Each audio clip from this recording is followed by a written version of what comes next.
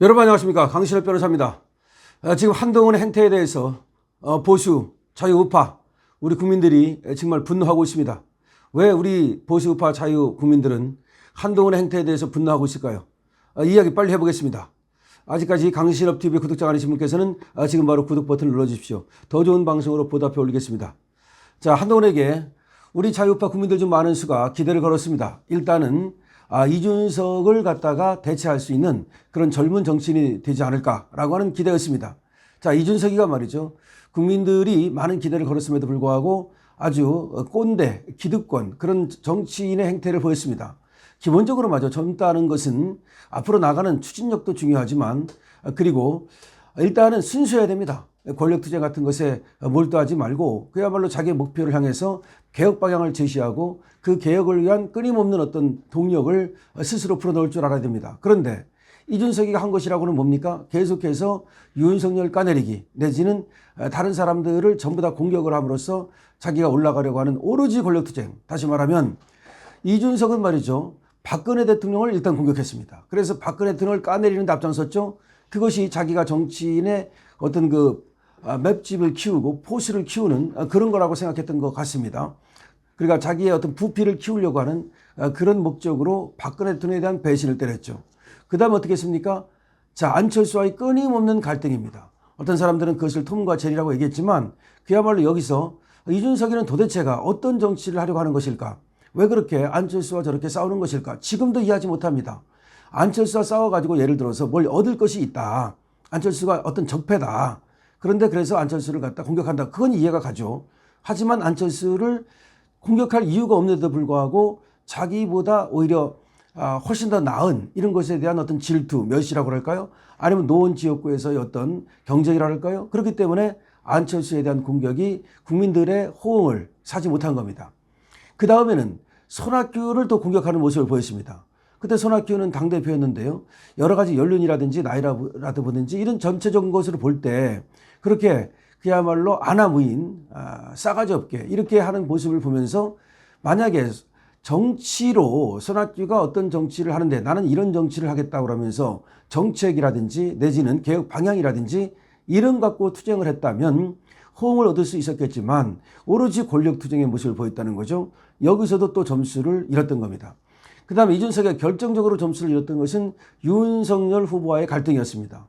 우리 보수 우파의 어떤 운명을 짊어지고 나타난 우리 윤석열 후보를 계속해서 하이에나, 파리떼 등등으로 깎아내리고 어떻게든지 흠집내려고 하는 태도를 보면서 이준석은 기본적으로 인성이 잘못됐다.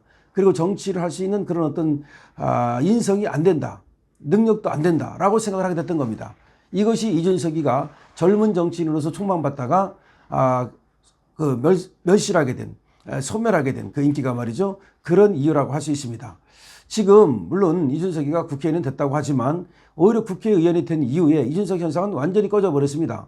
과거에 국회의원이 안 됐을 때도 그래도 이준석에 대한 기대를 거는 사람들이 있었다면 이제는 이준석에 대한 기대는 소멸했습니다. 자, 그런데 한동훈이가 바로 이런 이준석의 길을 가고 있다는 겁니다. 이준석과 똑같습니다. 그러니까 개혁 방향이라든지 큰 어떤 거시적인 목표를 제시한다든지 이런 것이 아니고 오로지 권력투쟁입니다. 권력투쟁이라고 하는 것은 내부에서 보통 하거든요. 그러니까 윤석열 대통령에 대한 공격을 하고 윤석열 대통령의 약한 골이라고 지가 생각하는 김건희 여사에 대한 공격을 멈추지 않고 있는 것입니다. 그러니까 한동훈의 목표는 오로지 권력투쟁에 있다. 이 안에서의 권력, 대통령 권력을 지가 가져오겠다는 겁니다. 대통령 권력 중에서 가장 중요한 것이 인사권이거든요. 근데 지금 한동훈은 말이죠, 법무부 장관을 하면서 인사 검증까지 하는 그야말로 막강한 권력을 가졌었습니다.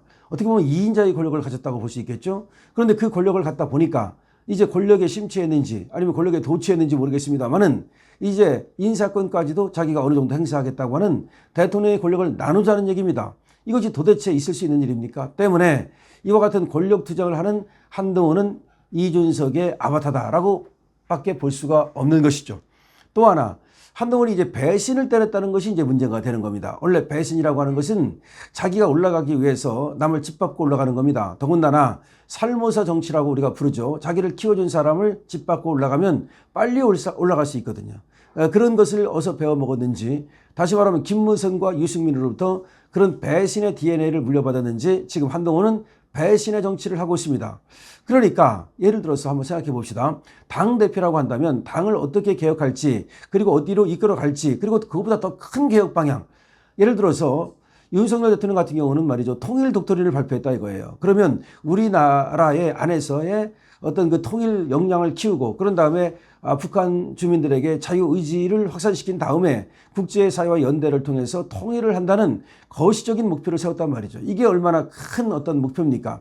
이러한 목표하에 외교, 국방 이런 것들을 차질 없이 진행하고 있단 말입니다. 거기다가 K방산이라든지 우리나라 역량을 키우는 이 K원전 이런 거 얼마나 큰 어떤 목표, 프로젝트입니까? 그런데 한동훈이는 그런 것들을 도와줄 생각은 1도 없고 오로지 그냥 김건희 여사, 특검, 그 다음에 이제는 특별감찰관을 들고 나왔습니다. 왜 특별감찰관을 들고 나왔는지 아십니까? 이제 특검을 들고 나왔다가, 최상병 특검을 들고 나왔다가 그것이 안에서 호응을 얻지 못하고 말이 안 된단 말이죠. 그리고 최상병 특검을 해야 될 이유와 명분을 찾지 못한 겁니다. 그러니까 이제는 김건희 여사의 특별감찰관을 또 들고 나온 겁니다. 다시 말하면 어떻게든지 권력을 갖다가 잡기 위해서 내부 분쟁을 일으키는 꼬투리를 잡고 있는 것이 바로 한동훈이다라고 얘기할 수밖에 없는 거죠.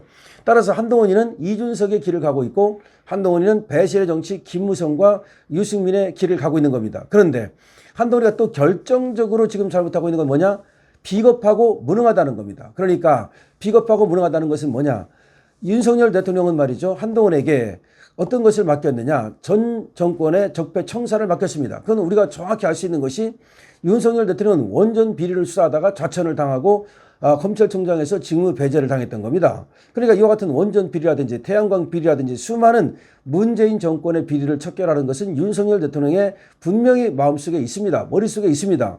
그래서 그것을 한동훈과 이원석에게 맡긴 건데 이원석은 물론 한동훈이가 추천한 거죠. 그런데 얘들은 말이죠. 자기가 이제 법무장관, 검찰총장이라고 하는 막강한 사정 권력을 쟁취한 다음에는 그 다음부터는 문재인 정권에 그리고 이재명에 대해서 수사할 생각이 없었던 겁니다. 왜 그러냐? 다시 말해서 윤석열 대통령을 도와준다는 생각 그리고 우리 자유우파 국민들이 갖고 있는 생각을 읽는다면 그렇다면 반드시 이재명과 문재인 이 적폐를 수사했어야 됩니다.